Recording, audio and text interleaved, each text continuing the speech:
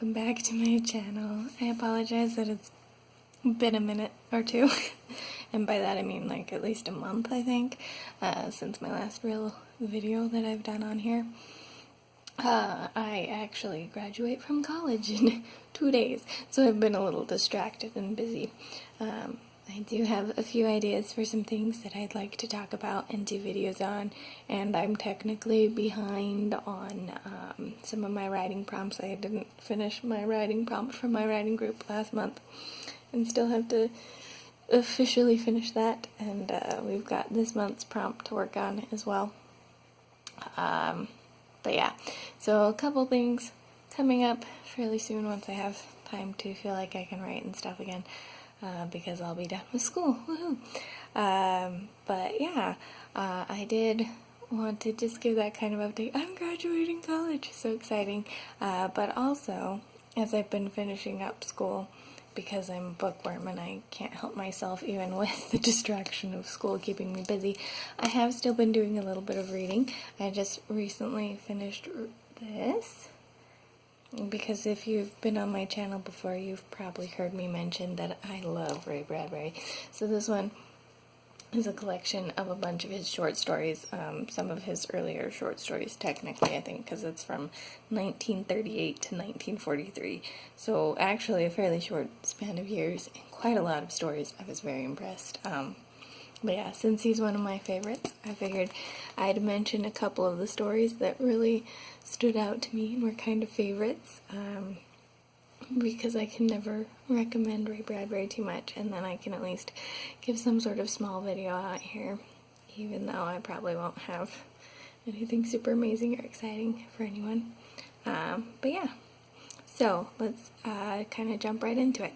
So one of the things that they did in this book is they've got his like actual published short stories from that time, and then some unpublished ones / early versions of stories. One that I really liked that was somewhere in like the middle of the book, I think, was called The Pendulum, which was really good. It's like a first person's perspective of this guy who was trying to invent a time machine and accidentally killed a bunch of scientists and then got stuck in his time machine, which has like a pendulum feature as his punishment, and then it ends up working sort of like a time machine because he essentially stays ageless and sees the fall of man taken over by robots, all this kind of fun stuff. And it was really cool and intriguing, and I liked how that story was done a lot. That was one of the ones that they also had like an earlier version of it, and that one started in like the third person, and it was a lot less visceral and interesting. So I was glad that like the full published version was the one that I read first, and that he had switched the perspective to like first person and stuff. It was a really good one. I enjoyed that a lot. And then towards the end of the section, that's the end of his like published works from that time, we hit a real home run of just a bunch of different stories that I liked. We've got The Scythe, which is one about a family, I think it's implied during the Great Depression,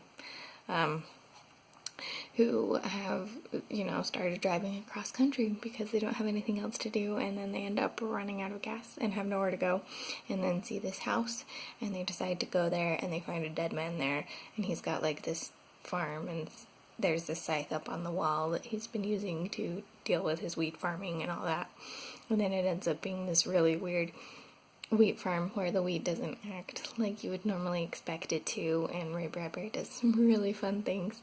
I mean, maybe you can kind of predict where the story's going based on the fact that there's a scythe involved and reaping of wheat, but I don't want to spoil it because I had a lot of fun on that journey and seeing where he took it. So that one was another one that I would highly, highly recommend. Yeah, it played with things a lot and was really great. And then after that in the book, we've got one called I, Rocket. If you've never read a lot of Ray Bradbury, particularly his short stories, he does have a lot of more sci-fi type stuff, which usually is not really my thing. And there were definitely a few, even within this, that I skipped because I was like, I can't handle the sci-fi right now, I'm sorry. But this one was really good. It it's written in the first person, and then that first person's perspective is actually the rocket itself.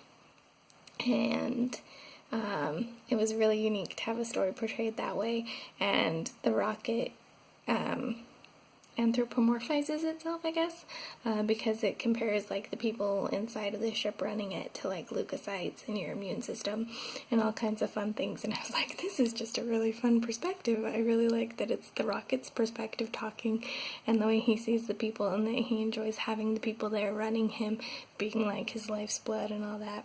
It was a very fun one. A few twists and turns in that one that I also don't want to spoil, but I highly recommend again. And immediately after the iRocket story, we also have one called Undersea Guardians, which I believe is supposed to be during like World War II.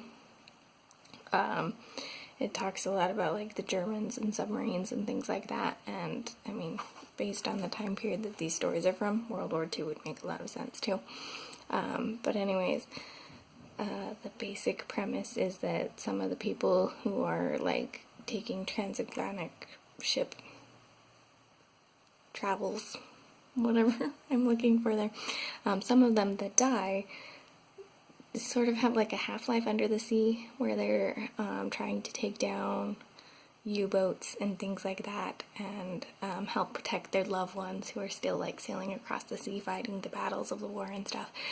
And I really, really enjoyed it. It was a really unique idea. And I liked how Ray Bradbury did it. At first I thought that the people were mermaids, which was maybe kind of the intent he was going for, but they were actually supposed to be like people looking like we do. They used to walk on land like we do, breathe the air like we do, but for whatever reason, when their ship sank, they had like a strong enough motivation for a loved one or whatever that they stayed and end up fighting under the sea and trying to protect these ships from like U-boats and stuff. And it was a really, really fun read.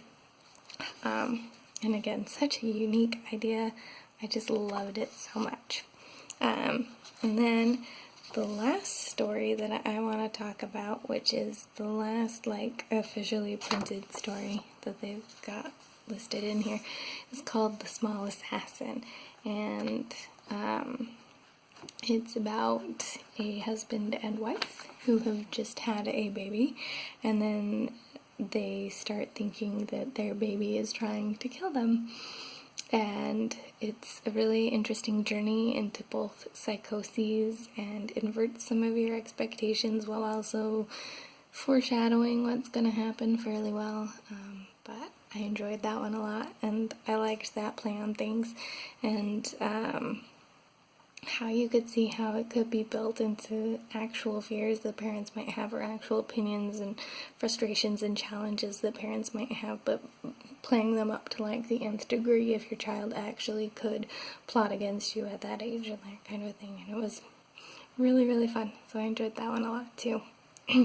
But yeah, I just wanted to throw out there that this is a fun collection of stories, and if you've never read Ray Bradbury, his short stories are a great place to start. I will always love Ray Bradbury, forever and always. He's going to be one of my favorites. And so I just wanted to share some of my favorite short stories from that with you guys, so that you had something to go off of, since it's been forever since I posted, and I was feeling a little bit bad about it. But I do have ideas for some stuff that'll hopefully come up fairly quickly in the future. But anyways, that's all I've got for now. So this is the Umlaut Harper signing out.